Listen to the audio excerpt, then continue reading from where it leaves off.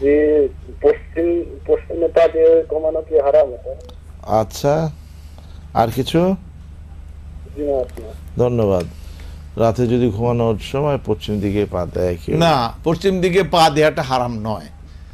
আপনি একটা মশলা জেনে নেন, কোনো ব্যক্তি যদি শুয়ে শুয়ে নামাজ পড়ে, তাইলে এই নামাজের তরিকাটা কি হবে? ক্যাবলামুখী হতে হবে না?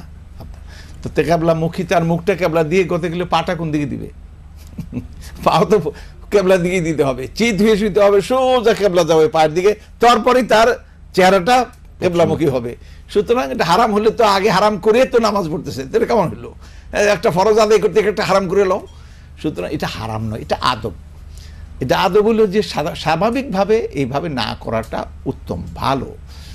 যে পাটা ওইদিকে না, কেবলা এইদিকে, সেই জন্য আমরা পশ্চিম দিকে। কিন্তু সারা দুনিয়ার মানুষ তো আর পশ্চিম দিকে না। আমেরিকা যখন আমরা যাই তো নামাজ পড়ি পূর্ব দিকে, তখন পূর্ব দিকে আবার কেবলা হয়ে যায়। সুতরাং এক এক দেশে মক্কা শরীফে ঘুরতে থাকলে এক এক রোডে গিয়ে কেবলা একদিকে হয়ে যায়। অতএব কেবলার দিকে পা না দেয়াটা এটা আদবের ব্যাপার, এটা ফরজ ওয়াজিব কিছু না।